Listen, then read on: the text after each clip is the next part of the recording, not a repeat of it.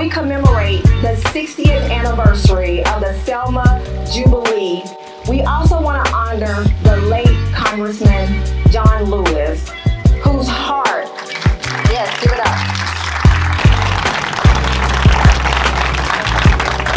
whose heart has always been for the people, about the people, and with the people. We're here today with some very special people, the President and CEO of Southern Poverty Law Center, Margaret Wong, Congresswoman Nakima Williams,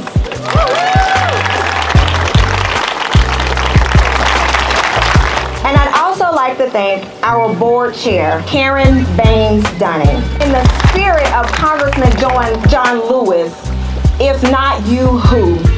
If not now, when? Welcome everyone to the Civil Rights Memorial Center. It's a beautiful day for this commemoration, and I definitely believe that Congressman Lewis is smiling down on us today. I want to thank you all for joining us for this commemoration of the 60th anniversary. Not only the anniversary of the Selma marches, but the anniversary of the Voting Rights Act of 1965.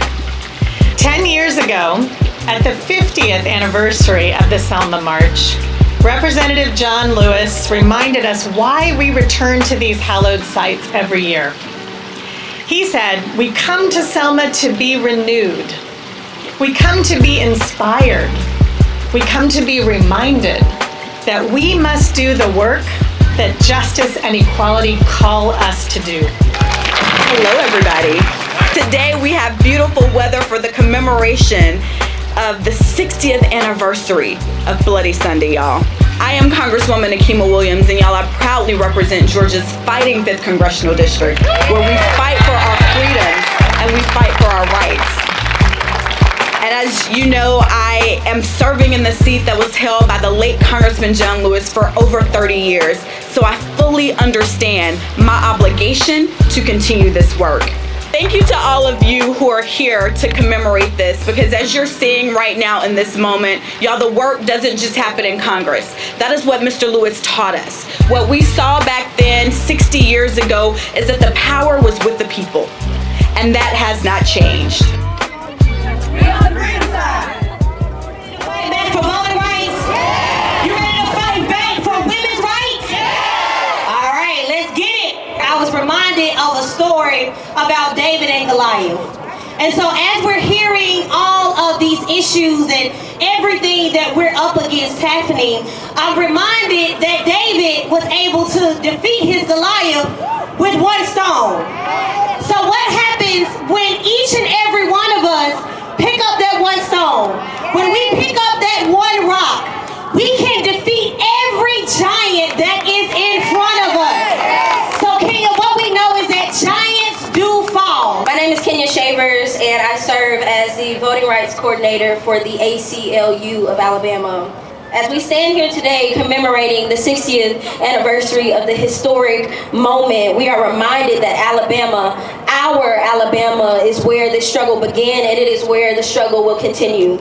My name is Jacoby Bibbs. I'm a sophomore at the University of Alabama, double majoring in political science and African American studies on the pre-law track.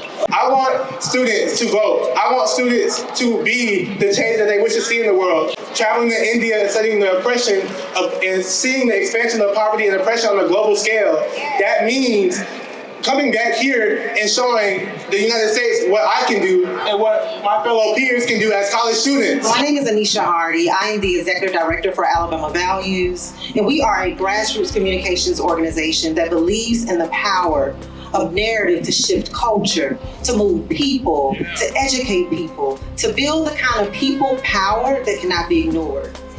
But as the late Toni Morrison so powerfully reminds us, that the function of freedom is to free someone else. We are a movement of Black women who believe in our power to create change. We fight for our communities, we fight for our families, and we fight for our future. But right now, Alabama is at a crossroads, and we have serious work to do. Healthcare access is under attack. Too many of our families don't have access to quality, affordable healthcare.